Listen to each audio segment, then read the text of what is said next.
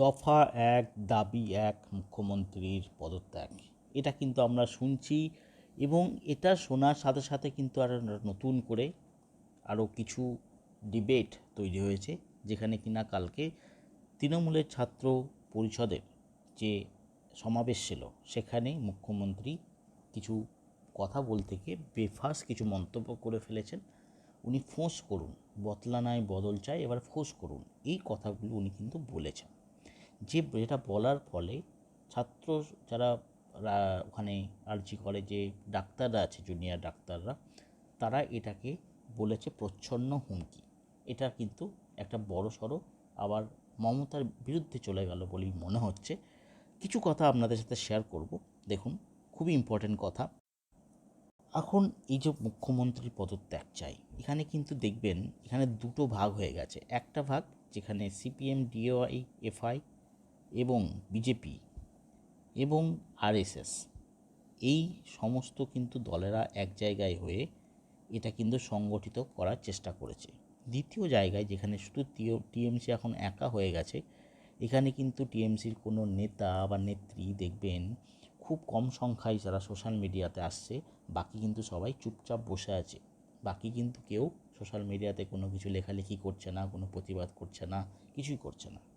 তো এই যেটা বড় সড়ো একটা গ্রুপ তৈরি হয়েছে, সিপিএম, ডিওয়াইএফআই, বিজেপি, আরএস এবং তার সাথে এবিপি আনন্দ তো আছেই, যেটা সবসময় টিএমসির একটা এখন বিরুদ্ধে কথা বলছে। এটা এবিপি আনন্দের একটা, এটা বলতে পারেন এটা ওদের একটা নেচার, যে সরকার যখন থাকে তার এগেনস্টে ওনারা কথা বলে।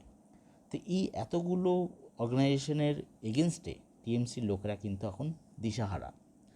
এখন কথা হচ্ছে, এই যে আরজি মেডিকেল কলেজে হসপিটালের যে ইনসিডেন্ট হলো, প্রথম আমরা দেখেছি খাদ্যে কেলেঙ্কারি হয়েছে, জ্যোতিপ্রিয় মল্লিক জেলে। তারপরে দেখেছি শিক্ষায় কী হয়েছে আমরা দেখেছি, পার্থ জেলে। এখন স্বাস্থ্যতেও, মানে ভাবা যায় স্বাস্থ্যতেও এখন দেখা যাচ্ছে এটা কেলেঙ্কারি। তো এই যে কেলেঙ্কারি, এতদিন এত কেলেঙ্কারি, খাদ্য, শিক্ষা, স্বাস্থ্য, তিনটে যে আমাদের মেরুদণ্ড, সেই মেরুদণ্ডটাই ভেঙে গেছে।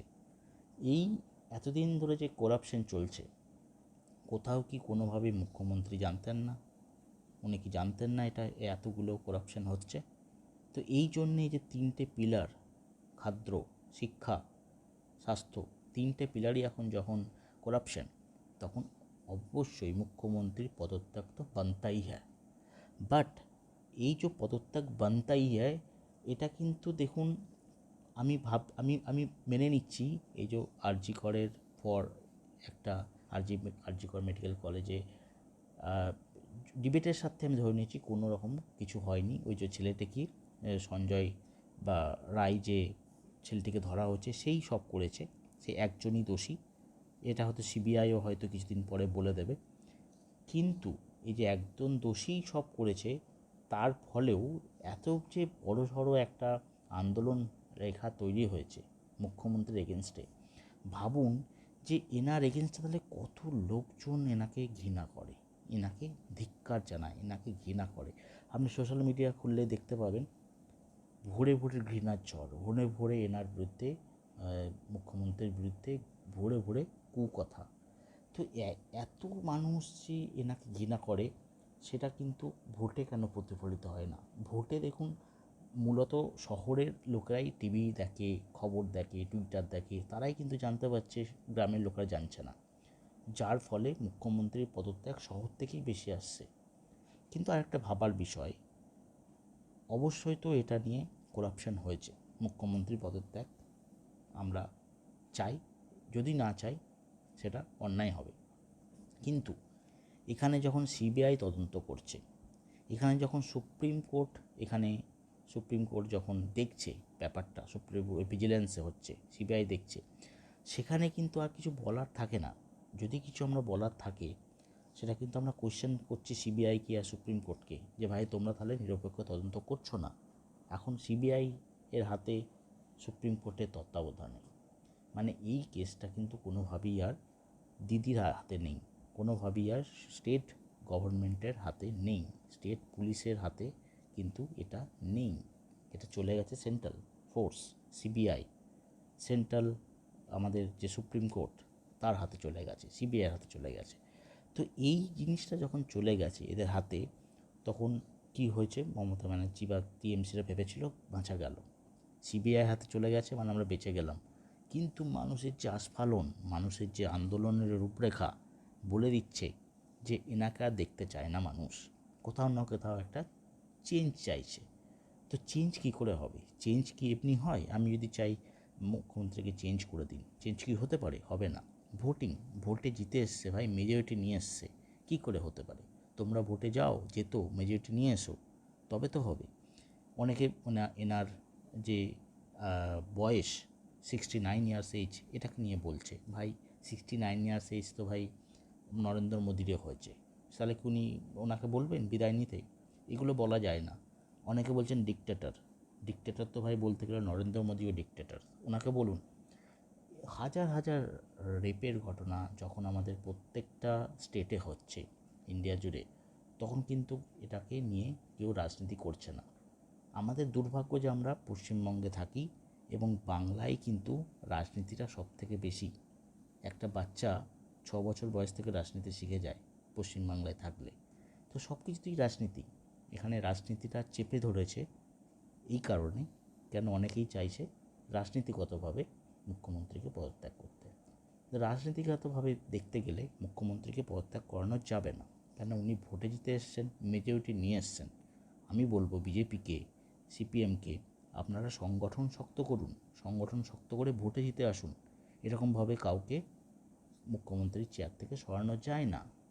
যদি একটা ডেমোক্রেটিক ওয়েতে আপনারা দেখেন, এরকমভাবে সরানো যায় না। ডিওয়াইএফআইয়েরও বাপের ক্ষমতা নেই, এবিপিরও বাপের ক্ষমতা নেই যে কাউকে এরকমভাবে একত্রিত হয়েও কাউকে হাঁটানো যায়। টিএমসিরও বাপের ক্ষমতা নেই।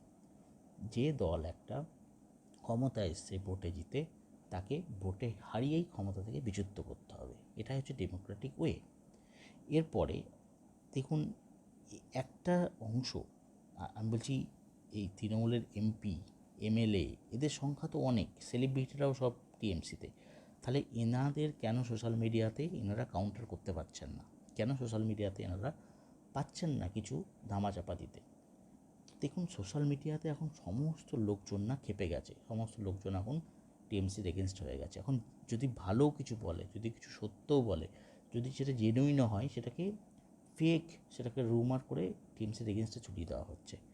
কেননা মানুষ এখন সেইগুলোকেই খাচ্ছে, মানুষ এখন খেপে গেছে, মানুষ এখন টিএমসির কোনো ভালো জিনিস শুনতেই চাইছে না। কালকে যেমন কিছু বিজেপি জোর করে বন রেখেছে, একটা দোকান থেকে যেমন লুট করে ছবি দেখলাম, মারপিটের ছবি দেখলাম।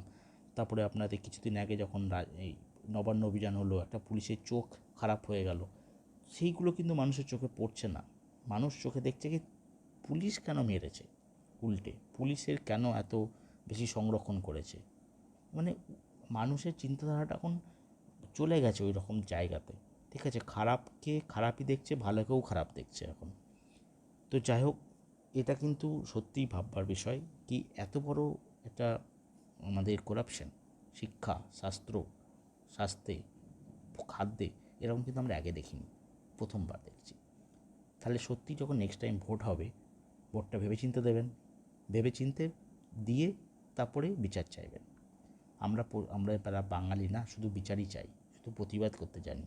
আর যে দেখুন মোল্লারা, বিহারিরা বা যারা বাইরের কান্ট্রি থেকে, বাইরের স্টেট থেকে এসছেন, তারা কিন্তু সব উবার চালাচ্ছেন, ট্যাক্সি চালাচ্ছেন, বা মোল্লারা তো সব জায়গাতেই ব্যবসা করছেন, ট্রান্সপোর্ট, সব কিছু সুফলা।